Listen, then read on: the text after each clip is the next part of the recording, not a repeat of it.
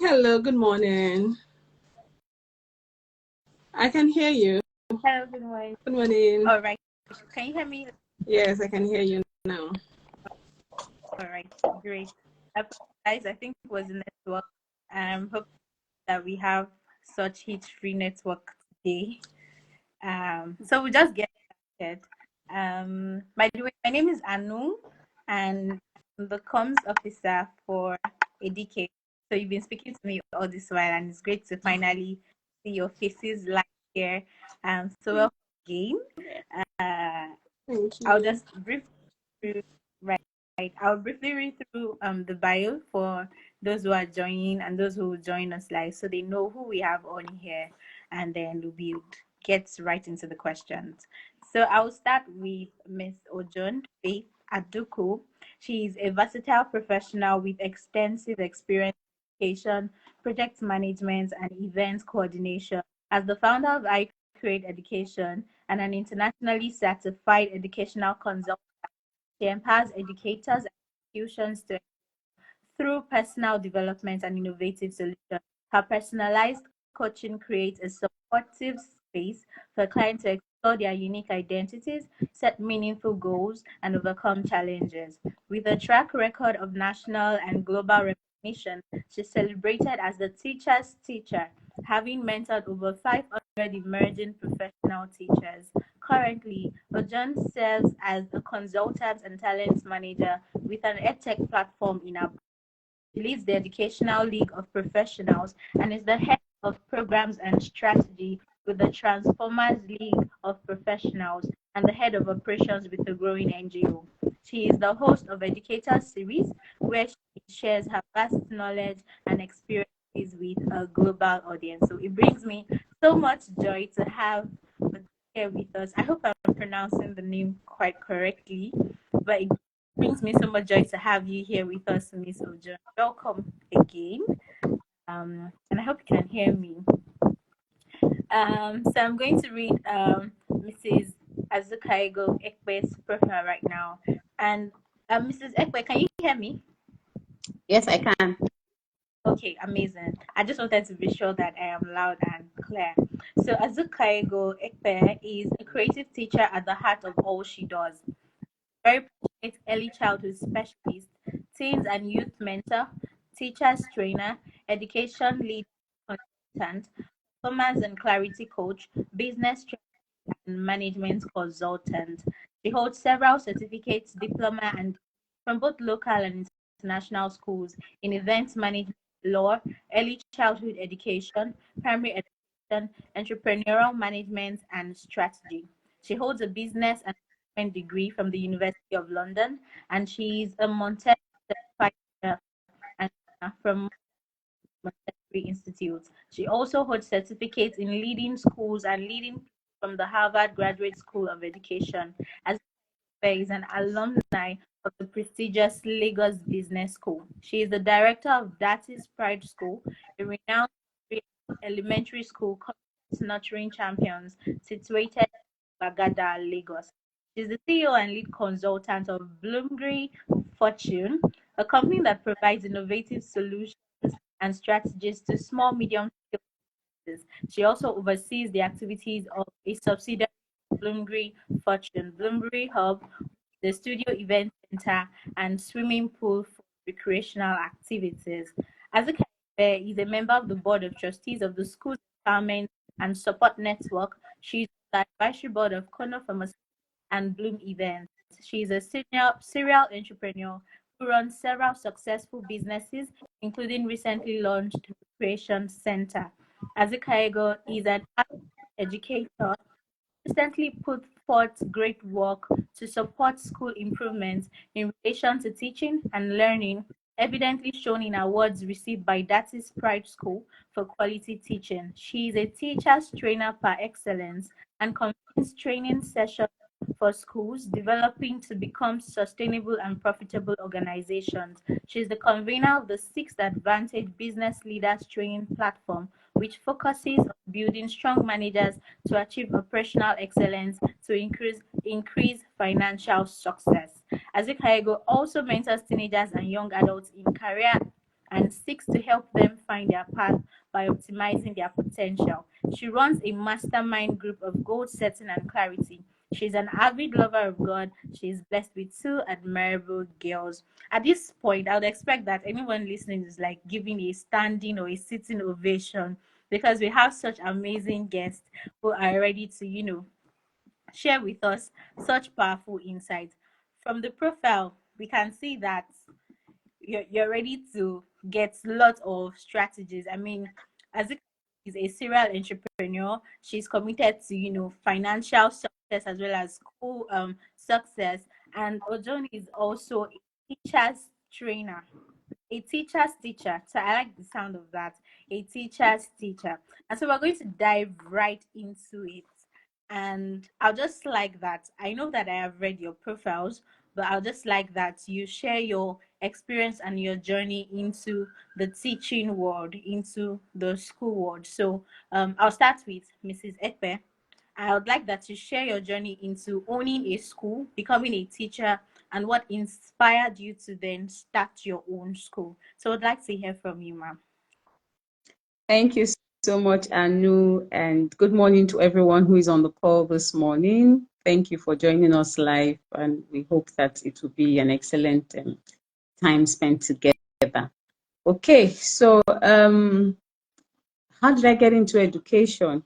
Okay, so I would say that as soon as my journey started almost 2 decades ago was when I then realized that someone asked me a question at an interview and said how many members of my family were into teaching.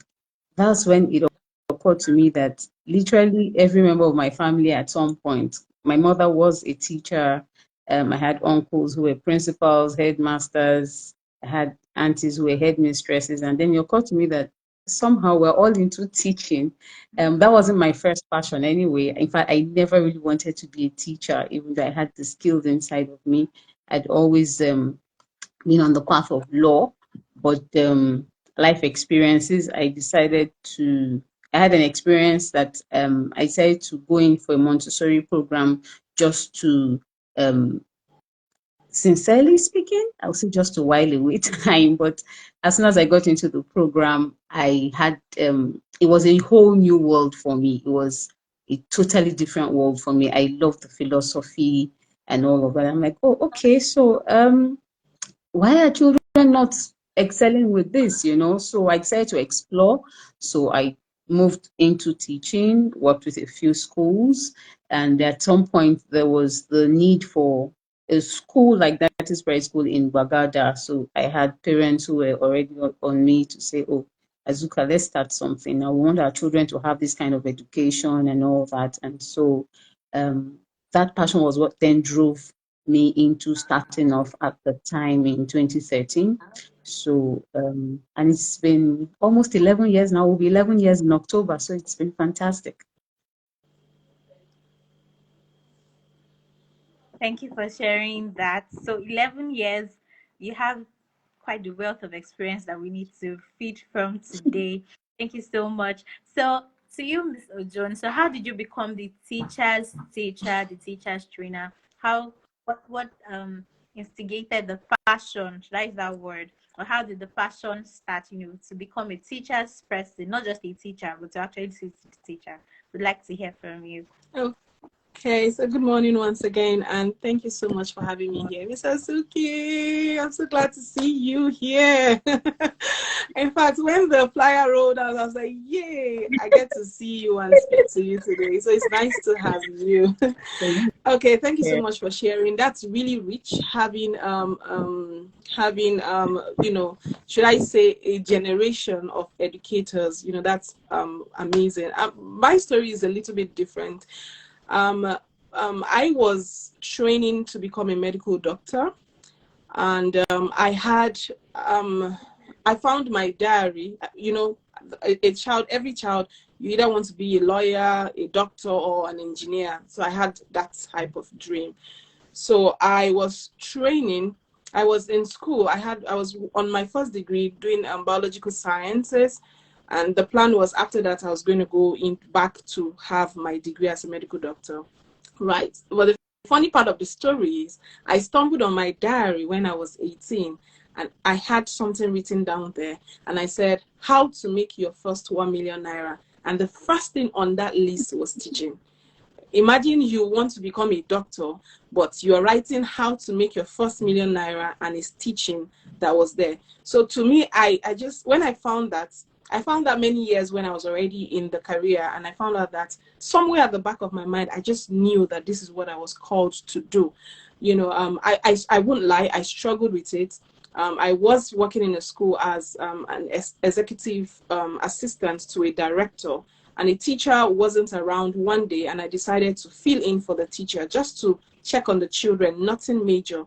And when I got there, I just found out that the kids were a little bit behind as regards the skills and competencies that they should have mastered at that level, and they couldn't.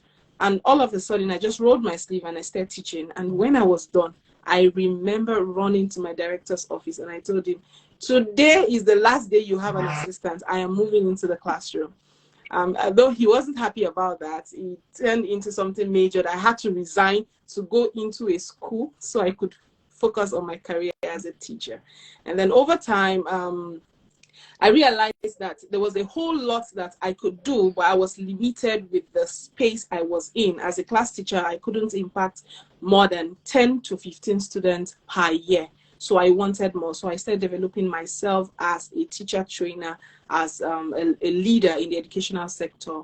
And yeah, so we're here today. So basically, that's my journey.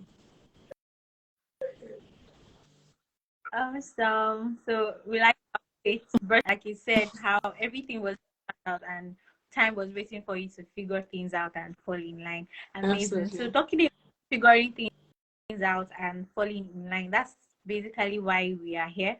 And we understand that the economic situation this period requires lots of figuring out, requires lots of calculation, lots of budgeting, financial plans, both for schools and for the teachers. And so today is really focused on schools and teachers, and I'm super excited to have both of you here. So I'm going to start and direct this question to Mrs. Ekpe first, and it's how I want you to like paint a picture of the current financial realities for schools. So we know that cost of administration has spiked, but what's it called? We want to get an idea of the kind of economic challenges. You know, most people tend to focus on the parents' part. Oh, the parents' school fees is high, this is that, and nobody really talks about the cost on the side of the school and for the teachers. So I want you to shed more light on what challenges that schools are currently facing, including teachers, and the impact of this, you know, reality on the students. So please, you have the floor. Thank you so much, Anu. We are in a situation that we'll call the VUCA situation in the business world. Volatile, it's uncertain, complex situation, and it's coming with a lot of ambiguity. And I'll break that down as it relates to schools. So what are the experiences we have at schools today as far as finances are concerned? It's a whole lot. It is a whole lot. Prices have gone up. So prices of everything has gone up. So if we were buying, say, for instance,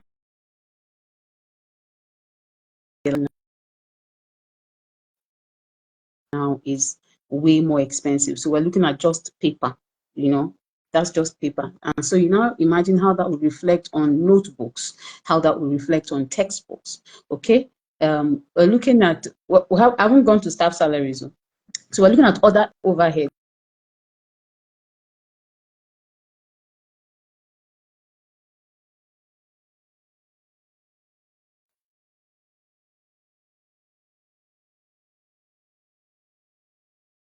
Stationaries and all of that. If you and I would agree that a staff somewhere, even though we say, but the cost of things and the staff you have definitely need to be able to afford basic needs for themselves. They need to be able to afford their housing, their feeding and all of that. And so definitely they're going to come to you. If they don't have to come to you have to think about them that, oh, you should increase their salary. So where are you going to get the funding from to increase the salaries? Because you need happy teachers, you need happy staff, right? When I mean happy, not just because we're in a clownish situation, but that you want people who are satisfied, who come to work and are comfortable, and so when they're comfortable, they can actually deliver. A teacher who is not comfortable will want to do 2, 3 other kinds of side hustles, and that affects your own deliverables at the end of the day. It affects their planning time, it affects their concentration when it comes to training, it also affects their concentration when it comes to teaching. Let's not rule out the fact that this situation can also affect their okay, so you have a stressed up teacher who takes it to children, and so definitely the general well-being within the school is something that needs to then be checked from time to time, so the finances right now, it's schools are trying to put it together, right? Schools are trying to put it together, and so it's not just now financial issues. The financial issues are now going into well-being issues because they are directly related, as it were, now. So all of this is what we're dealing with right now, all of that. And then also on the parent side, parents who can afford to pay the fees to even keep it running, because if you have parents who are owing, that means the school is even in a further negative situation, as it were. Okay, so yeah. All right, thank you so much. So, I mean, that picture is very, very, very clear, and it's like a whole cycle, when the parents can't afford the school fees also lead teachers' fees and teachers' well-being so affected. So it's a circle that keeps going and going and going, and I believe that's why we are here. So I'm going to direct this question to Ms. O'Jones, and I want you to, I mean, Ekpe already put in perspective what teachers are currently experiencing and how the schools are struggling with running administration. So my question to you is, in particular, how can teachers find their way out of this? And I'm going to link that question to something Mrs. Ekpe said. She said, teachers are trying to do more than, trying to take up different side hustles just so that they can increase their income. And we know that, so what are some of the ideas, can employ so that they can, increase their financial capacity? We will come to talking about the schools, but let's focus on teachers, like, for now. So what can they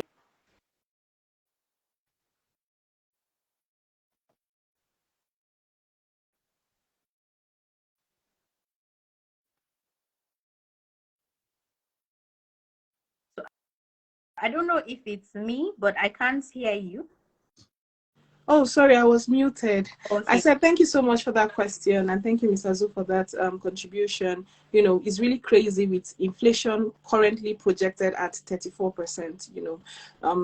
Energy cost, interest cost, everything is over the roof. So it's not easy for school owners as well. So for teachers now, there are two sides to this coin, right?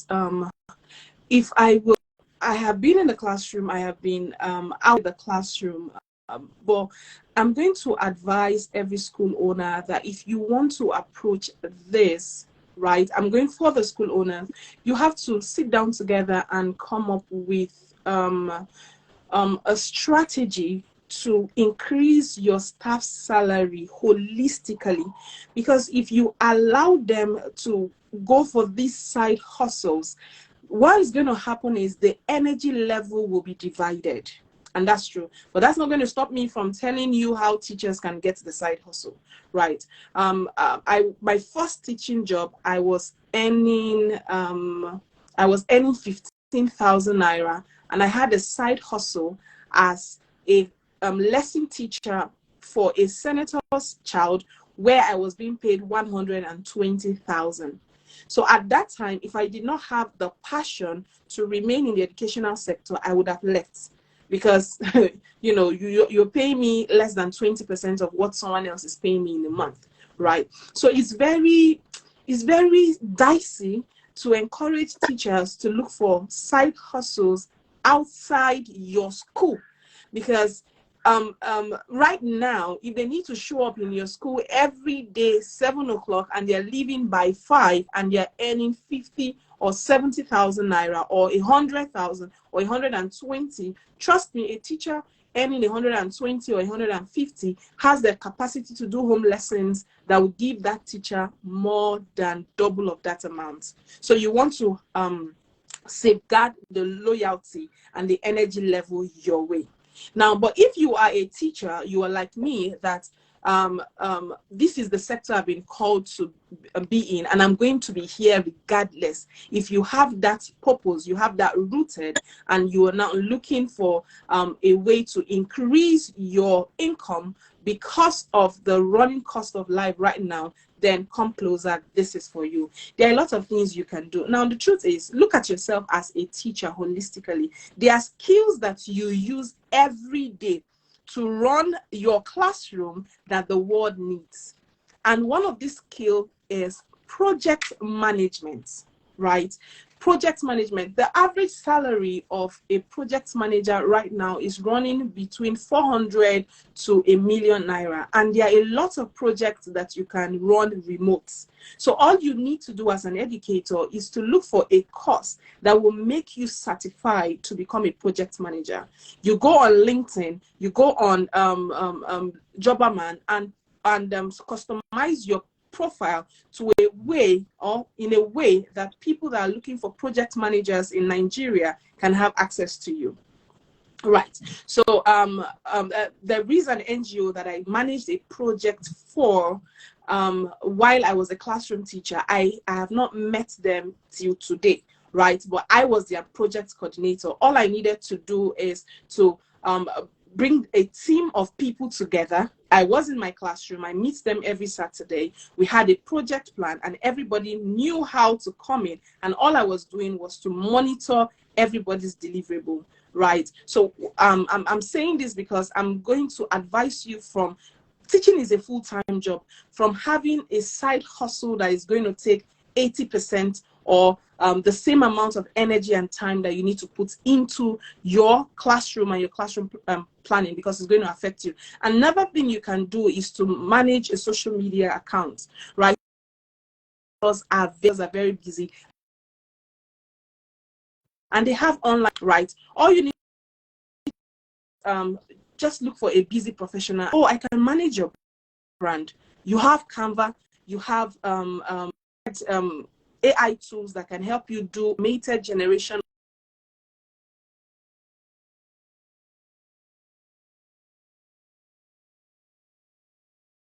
and schedule them. So you don't need to be there every day to manage that. Automatically, when it's Monday by 10 o'clock, the post will go out. Tuesday by 10 o'clock, the post will go out. And when you come home, you dedicate like 30 minutes to go through the comments, respond to the comments, go to the DM, respond to the DM. As long as you can manage your time, these are also achievable. You also look for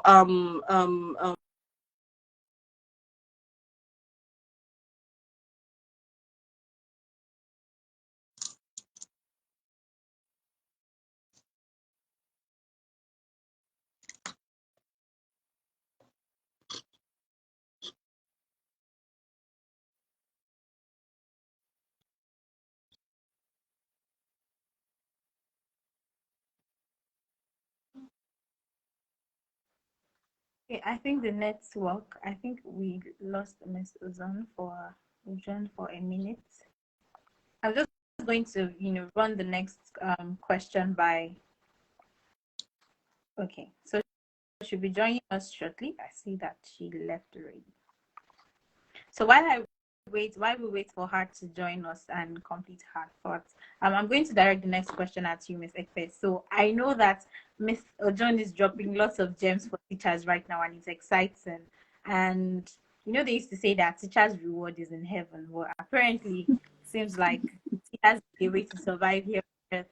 Okay, so I see that Mrs. Jones is back.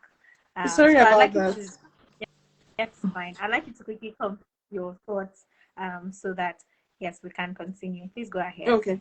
Yes, please. So basically all I'm trying to say is I need schools to look for holistic ways to increase their teachers' school income. It must not necessarily be from the.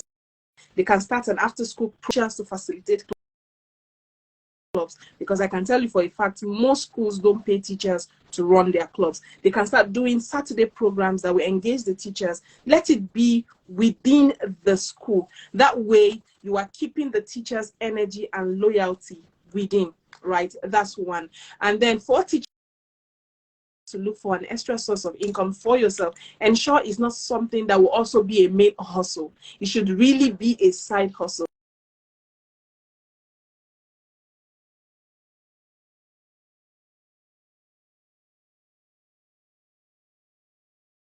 Job. And so you have things like online lessons. You can just do 1 or 2. I know a lot of fantastic platforms. I work with one, that's High Prep, where you can come take lessons for 1 hour and you are paid hourly. You take lessons for 2 hours, you are paid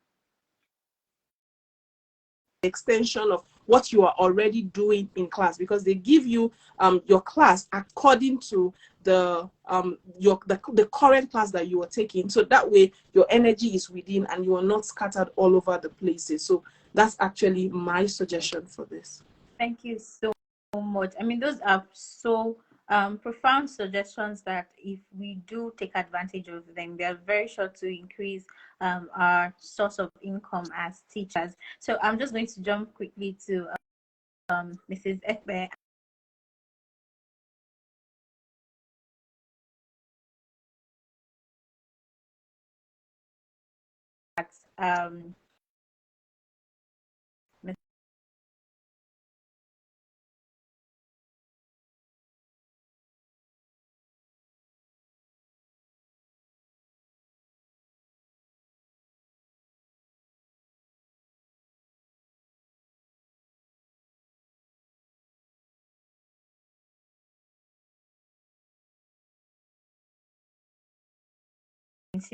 In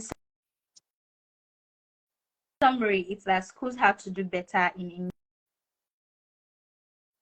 increasing, the salary, or increasing, the structure to which their teachers can be properly taken care of. And seeing that you've also you run a school for 11 years, I'm sure that you understand, financial. Sorry, please, can you take that question again? Network, there was a keeping glitch good somewhere. records schools can imbibe, to sustain themselves in these trying times. Yes, I can. What Yes. do you think that schools can start to do and do better, particularly to help themselves, to help the teachers, and to also be able to serve the parents and students that they have on board? So you have the floor, ma'am. Themselves financially, especially in periods like this, so that they can serve their teachers, their parents, and their students as well. Okay, thank you very much for that. So Joan, fantastic expose on what teachers can do to increase their pay. Just before she started, she had mentioned something about schools looking at salary increase from a holistic standpoint, and I very much buy that. It's not just on schools right now. The situation we're in right now as a country is not just on schools to get to increase salaries of teachers, okay? If we're going to look at the information we have, for you to be able to make good money in this life, you definitely can survive on only one source of income. I mean, already shown us that you can't survive on only one source of income, or you can't be the millionaire or the wealthy person you're thinking about with one source of income. So no matter how much teachers are paid, right? That's not the only thing that's going to sustain them on the one hand. However, teachers should be paid competitive salaries. And being competitive is not just something that's going to happen within the schools. It's something that as a nation, we need to have that vision that education is important and our teachers need to be respected. They need to be well paid. Do you understand? Would you compare the salary scale of a teacher, even at the government level, to that of a doctor, right? Both at the government level and at the private sector level. Okay, so well, it's something that we all have to look at teaching as a career that the reward is not in heaven. The reward starts here, right? Teachers need to be paid well to be able to keep up, to be able to enjoy themselves as well. Just as the banker, the lawyer, the doctor, the teachers also have to do that. In any case, that's how respect comes to that profession, and that's how we begin to earn what is needed for that profession. Okay, so but how can schools on their own, in their little spaces, depending when all the stakeholders come together to see how we can improve this process, but how can schools on their own now look at, okay, let's give the teachers what is due them? Education is expensive, that's the truth. If we're to do that, if we're to really sit down and say, okay, let's go all out and everything, the burden would be on the parents, right? Because the school fees is that's the main funding for schools. Okay, so the burden is definitely going to be on the parents. So that this burden is not on the parents, again, is why I say all other stakeholders, right, need to come in to support education so that it's easier for schools to then pay teachers' salaries, especially for private schools, as it were. Okay, but in the immediate, with funding coming in and all of that, we're going to obviously look at what's competitive that teachers can earn, all right? Having established that, schools then have to look at how to reduce operational cost, right? The cost of running the school, administration, and all of that. How can we reduce this cost? Okay, seeing as personnel is usually highest cost within operations. So seeing as we need to sort this personnel cost out, what do we do with other costs that are accruing to us? Okay, there's power. Mr. John had mentioned power. Power right now for schools that are under band A. I'm sure you know what you're going through right now. It's a whole lot right now. Okay, so that's something you need to consider. So even if we're looking at increasing staff salary or teacher salary by September, for instance, by the time you look at what you have received from, or what you're receiving from the power sector now, you know that already affects how much you can put into personnel to increase their salary, because you definitely have to pay for power. If you don't pay for power, you can't run the school, you know, the success very well as you would have wanted. Okay, so schools have to, at the moment, look at how to effectively manage other costs, right? And what are the alternatives? What are the quality alternatives that schools can adopt to be able to manage other costs? And what technology can we leverage on to be able to manage the other cost that comes to us? Okay, how much do we need to give into diesel? The running time for schools at present might need to be adjusted, considering the either power consumption, be it diesel or directly from the grid. Do you understand? That's a huge cost. Supplies. What alternative supplies can we use now?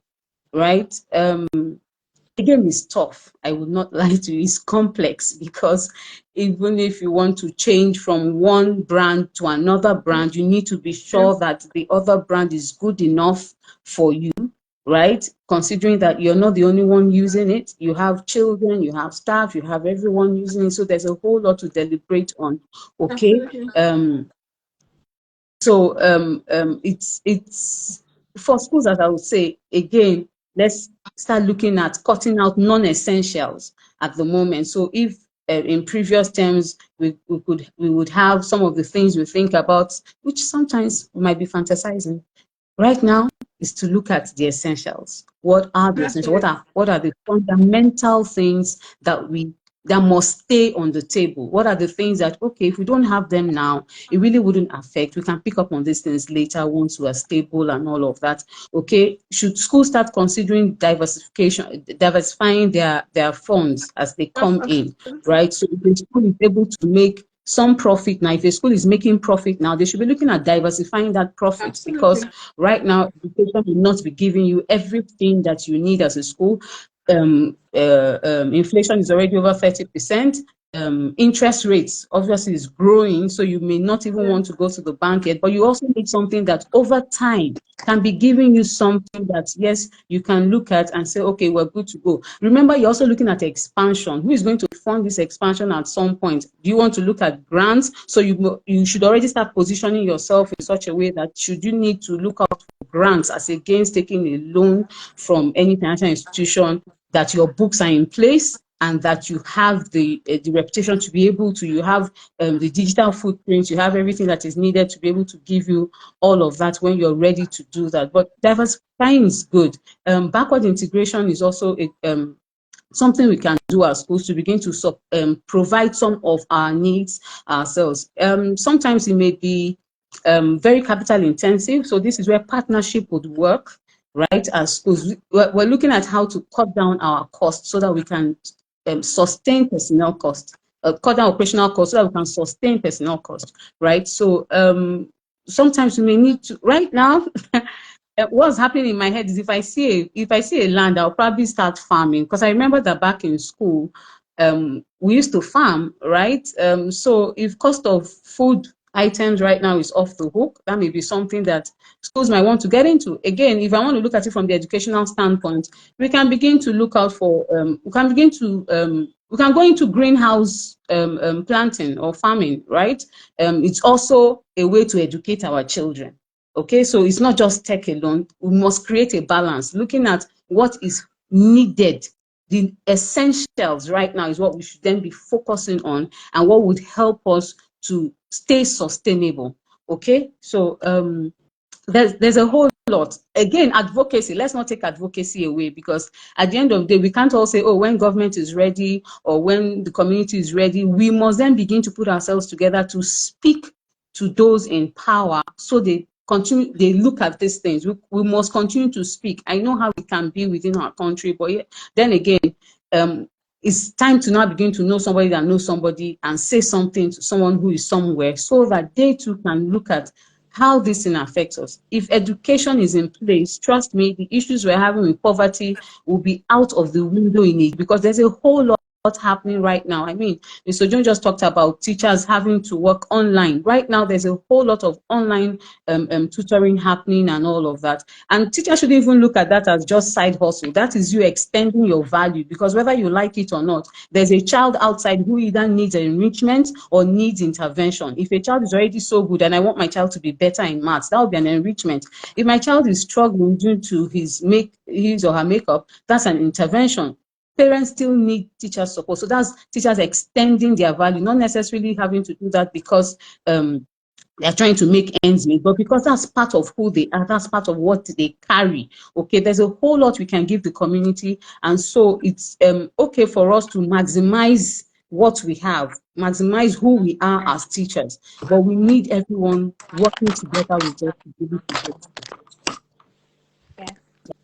Thank you Thank you. so much. That has been such a profound list of things, from education to partnerships to advocacy to reducing operational costs in order to increase personnel costs. These are profound points that I believe that every school owner and teacher, in fact, every business owner at this point should start, that like it's an all-around theme. And so I'm just going to, our next set of questions before we round up will be from two key points that you mentioned: stakeholders and partnerships. So I believe that one of the major stakeholders in education are the parents, because there'll be nobody to bring their child to a school, right? So my next question, I think I'm going to direct it at Miss O'Jones. And we know that if schools are struggling currently, with operational cost and all of the costs, it definitely means that are also going to be struggling, with affording school fees. And like one of us mentioned earlier, education is expensive. If it was expensive before, it is now a luxury, right? And so just to look at some creative ways that schools can also ensure that parents are able to, afford. I don't want to use the word parents, like schools helping parents afford, but in a way that schools can partner with parents or solutions that schools, or alternatives that schools can provide for parents so that they are able to, afford the education that they desire for their child. So are there alternative methods? Are there solutions? Are there strategies that parents can take?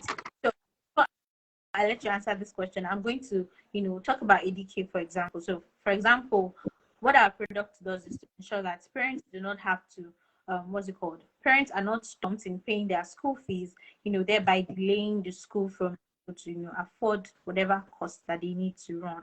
So the idea is to have parents get school fees paid upfront, right from now, even before the next session. You have your school fees paid upfront. Schools have their money so that they can run and then provide, like we said, this is a cycle, and we're trying to see that the money is flowing in those solutions and it is like this that would suggest to parents. They have the floor. Okay. Thank you for that question. So with what is happening in our economy right now is everybody is trying to prioritize what is important. And for me, education is at the core of it all. Any society, any family that does not take education serious, you are not ready for the future, right? I should be afraid of you, actually. So because education is not something we can do without, it's time for alternatives like please, I like to call it in an African way. When I got your mail, I called it Edike Africa. So permit me to call it that way. So when you have the floor, you correct us. So when I saw it, I just really like the name. So it's time for parents to start embracing flexible payment plans. Go ahead. Flexible alternatives. Because this is something you can't do alone. So, for example, you are, I'm just going to give you a typical example. There is a young friend of mine that has been earning 140 million naira, right? And can you hear me? Okay. Yeah. And the cost of sending his children out of the country to school annually used to be about 75 million when converted to naira. Now the kids are in school, and as of this year, if what he needs to send the same children, the same school fees to back to school for this year, he needed about 215 million. The same, or the only thing that happened was that the dollar shot up the roof and naira depreciated. The same income, the same father, the same lifestyle, but he could not afford to take his children to school. Sadly, they had to return back into the country. They are currently in Bayes University, where he's spending roughly about 30 million to send them to school. If I was that man, and there are flexible alternatives that can step in to ensure that my children complete their university while I pay them in installments, I'm telling you, it will be an opportunity for me to embrace that. Because you already know I have my papers, like Ms. Edike said. You have your papers. You have a stable flow of income. It is now time for a third party to step in and say, okay, you know what? I'm going to give you the support to send your child to school while you pay over this time. And societies like in America, they believe that education is the solution that we need. That is why they go as far as giving children a loan to go to school. But we wanted to do it in Nigeria. It was just, here and there. Why? It is a problem of belief. So if I believe that if I send this child to school, the child is going to become this person and the child is going to pay me back, why wouldn't I do that? Right? So I think that this is the time where your organization will need to blow their trumpet as loud as possible, because we need solutions like this to step in to ensure that our children don't drop their standard of education, right? If you have people that at their heart, they are educators in the sector, no matter what is going to happen, they won't drop their standard. But there are some people, I know one person that reached out to me, told me to design a curriculum, told me to design materials for the curriculum. And this is what she said, and I quote, that she's going to get Charin Kambia teachers that she'll put in the class and pay 50,000 naira to run, that she can't do it anymore. So she's going to cut down the standard of her teachers. I said, I'm not going to be part of it. So she said she has subscribed to Twinkle. She has subscribed to this. Just give me the curriculum. Tell me what material they need. I will spend this holiday, download them, and I'll get Cherry Cambia, sack all my teachers and put them in the classes, and they can implement. There's nothing hard about it. So you can see that the pressure is high. So you want to maintain the standard of education you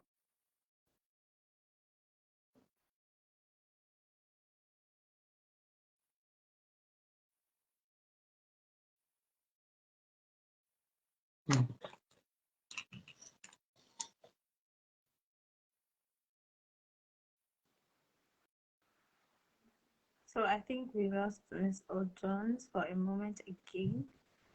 Mrs. Ekpe, can you hear me? Yes, I can. Okay. you have your credit and it is clean, you don't have anything.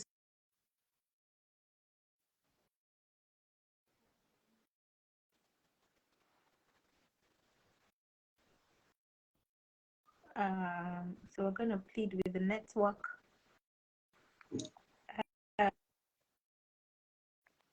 Okay, so I think why we have our track going.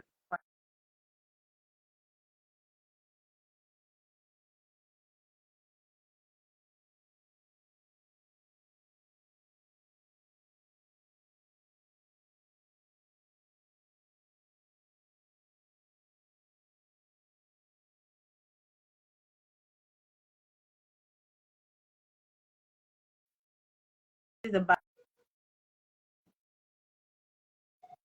question as we're rounding up and running out of time, and it has been such an amazing session with you both here. And I said we will talk about stakeholders and question that Ms. Jones currently answering, and now I want to talk about partnership. So I know one of the comments she made Yes, was I can that if you hear you really now. truly value education, you know that you give it what it takes. And I also agree with that sentiment that Nigeria across all levels to everybody, you know, and it has somehow eaten into the quality of what we've been able to give out. So we know that to maintain a certain kind of quality, we really have to spend, we have to invest. So let me use the word invest, you know, in that. So I'm going to ask this question from the angle of the school and partnership. So back to Edike, we have a partnership opportunity, you know, with schools where, you know, we don't want parents to also, you know, not pay their child school fees or have their children drop out or get withdrawn. And so we partner with schools, considering you also spoke about this. We partner with schools to have them prefer the solution to their parents. So you know what? We know you can't pay, but it's fine if you can use this alternative. And that way it's also hassle free. Like you don't have to chase your parents for school fees. Like, oh, it's time to pay school fees. And you know how it can be chasing parents, you know, and trying to recover, you know, school fees, especially when it's a hard time, or especially when you have a personal relationship with that parent. You're in their need of money, but you already have a relationship where there's really nothing you can do until they are able to pay. So this question is directed to schools. It's directed to how schools can begin to partner with organizations. I want us to dive deep into it because you actually mentioned partnership. You know, we also try to see if we can, you know, cover some expenses, events, sponsor some events, and just take the weight off schools because we understand the economic situation. So how can schools, you know, take all the juice in partnerships? What kind of organizations can they look out to partnering with in order to help themselves and to help their parents? What kind of partnerships can they look out for, you know, to be able to deliver the that thing? So I'll let you answer that. Thank you, Anu, for that question. And I applaud Edike for this move, for taking it on. It's easy for you to provide financial support to people, right? But if seeing as you have taken it on, I can imagine that you're already so very passionate about education across Africa. So thank you for that. Speaking about partnerships, yes, what you offer is already very strong solution to school fees, especially at this point where for some parents it might be okay for them to pay in installments, seeing as maybe funds are not coming in as it used to come in, right? So by the time they look at their financial plan for the year and see the sources of income and all of that, we would encourage parents to normalize um, um, alternative funding or some form of funding that they are okay with, right? So long as they keep to it, so long as you can trust them, so long as, just as Mr. John was trying to say something about that, so long as they remain credit worthy, right? There's no point to taking under the pressure of having to pay fees at this particular time, right? We're all parents, it happens to the best of us. So maybe right now you need to pay fees and then something comes up and you need to also attend to that and all of that. So if there's a platform like yours, and I'm glad that there's now actually a platform like yours. So just as Mr. Jones said, you need to really blow the trumpet of what you do, okay? Reach out to as many schools, speak to the parents community, speak to the PTA executives to see, okay, a child doesn't necessarily have to be out of school, okay, to be able to, because the parent has an issue or the other at some point, right? So already providing very strong solution. Other partnerships might be running educational trusts. So that information needs to go to parents, insurance companies. The truth is that the school can partner with everyone in their value chain. That's the truth. We can partner with everyone. Okay. So are these companies open to CSR to schools? Right. So that's what we should be looking at. Now let's look at locally before we even go international, because I know that yes, we may find one or two international organizations that are open to giving grants and all of that. But then again, let it not be that, oh, it's because Africa is, because that's another narrative that schools need to help to change, that Africa is not some poverty-stricken place. Yes, we know we have serious economic issues, but let's not look at international companies giving us grants from that standpoint. Let them be giving grants because education is something global and we all have to be part of supporting it, you know. So locally, companies should be open. Schools should be where they should be doing their CSR right now. If you're a company and you're listening to us, come to schools to do your CSR. There's a whole lot happening within the school systems. We don't, as of now, we have about 20 million children out of school, right? And I know you will agree with me that this number of children do not only belong to children in the poverty-stricken places or in rural places. We also have children in urban places who do not have access to education because at the moment parents are not able to pay fees. You can't blame them because when fees are way higher than their salaries and they need to, keep up. So again, like I said, you are providing very strong solution. Organizations around who are already strong enough should also come in. Telecoms companies, when we're saying, oh, children should do remote learning and all of that, at the moment, do we have SIMs that children can access, data SIMs for children that will run at absolutely very minimal, let's not say zero anyway, but at the very minimal cost compared to when it's for an adult? You understand that kind of thing? So well, there are so many partnerships that we can go into now, right? So this will be me, just as parents are normalizing the idea of working with organizations to normalize the idea of helping out within the education space, because when the graduates come out eventually, they're going to come and work in these organizations. We could have trained them. When we keep quality of graduates in the labor market and this and that and that, we all need to put our hands together at different levels to ensure that we don't drop the ball when it comes to the quality of education we give every single person in our country. and across Africa.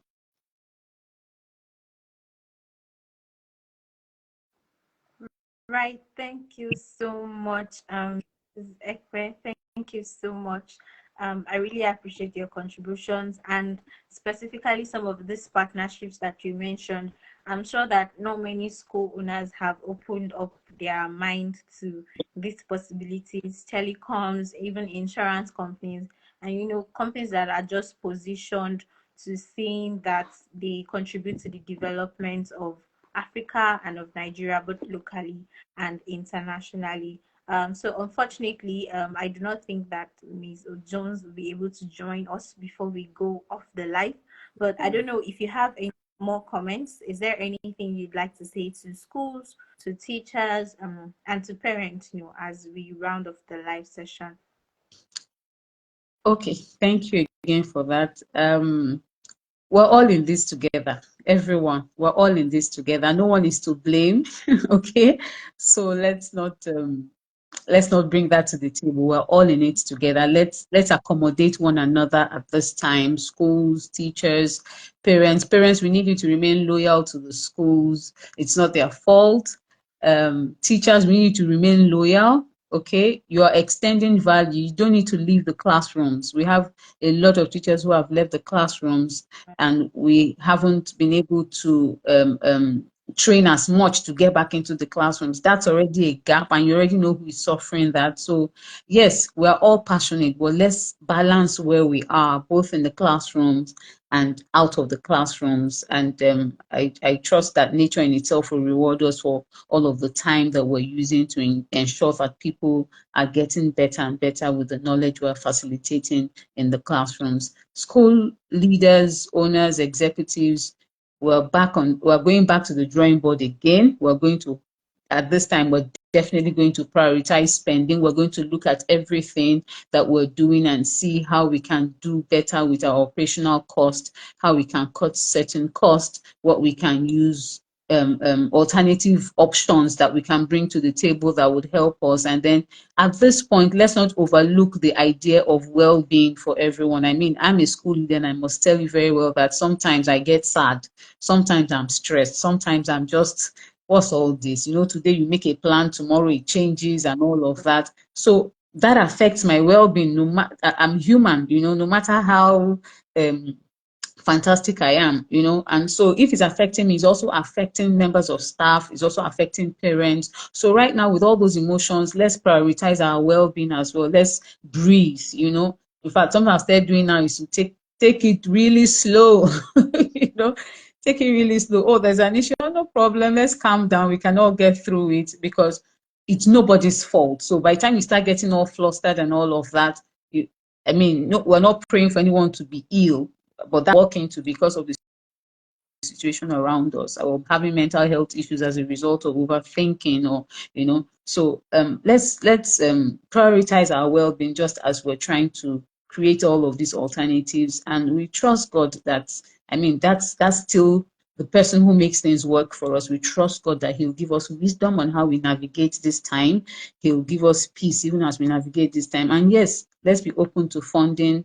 Thank you so much, Edike. I really, really appreciate what you're doing. It's a welcome solution at this time, and I'm sure that we'll all take it well as you continue to share with all of us in the world, in Africa. Thank you so very much. We really sincerely appreciate your presence and your comments. So I will take that as commenting for both yourself and for Ms. O'Jones, as she's unable to join us, right? I think her network is Oh, too much. Yes. probably have a I'll repeat get from her. one because they have a lot to also say. So, Thank you but so I'm still, before I round off, I'm still going to see if we'll be lucky enough to have back. But once again, thank you. And to everybody who has joined us so far, thank you so much for joining. And this is just part one of the series, because we understand what Nigeria's economic reality is saying. And just like Mrs. Ekpe said, it's a period where we have put into consideration our mental health, just as we consider, our financial health. We know that your mental health is also important. And then when you know that there are alternatives, when you know that there are options, it also helps, improve, and just reduce the worry and the stress that you have on. And something that Edike also works on. So like our campaign tagline is happy parents. We know that when it's time to pay school fees, no parent wants to default, to be honest. It's not your fault. It's not you're not working hard enough, but these things just happen. Every parent wants to give their child or their children the very best.